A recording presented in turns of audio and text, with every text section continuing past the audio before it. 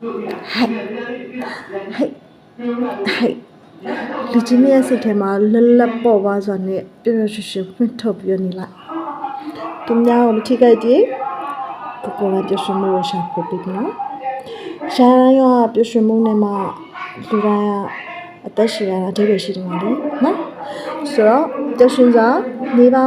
ပျော်ရွှင်စွာပြုံးနေပါပျော်ရွှင်စွာခိုင်းပြောပါမပျော်ရွှင်ဘူးလားအစပြန်ပြောအစနဲ့အဲ့ဟာလေးကိုပြန်သိပြီးရင်နေလိုက်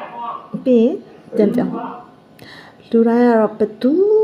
မှတည်စုံတဲ့ပျော်ရွှင်မှုရမှာတော့မဟုတ်လေဒါပေမဲ့ကိုယ်တိုင်းပျော်ရွှင်မှုကိုဖန်တီးရှုမှရမှာဆိုတော့လုံးဝပြောနေခဏပါပဲငါစိတ်ညစ်ကြရည်ပဲပြန်ဖြစ်လာအောင်ပါလို့မတွေးနဲ့နော်ဘာဖြစ်လို့လဲဆိုတော့စိတ်ညစ်တိုင်းလဲဖြစ်ချင်မှာဖြစ်မှာအရာရာကောင်းမှုဖြစ်လာတယ်ဆိုတာမမင်းနဲ့နော်ဆိုတော့စာရေးလောက်တာမဟုတ်ပါဘူးပြောစီခြင်းလို့ပါပြောနေပါရှူရှူsmile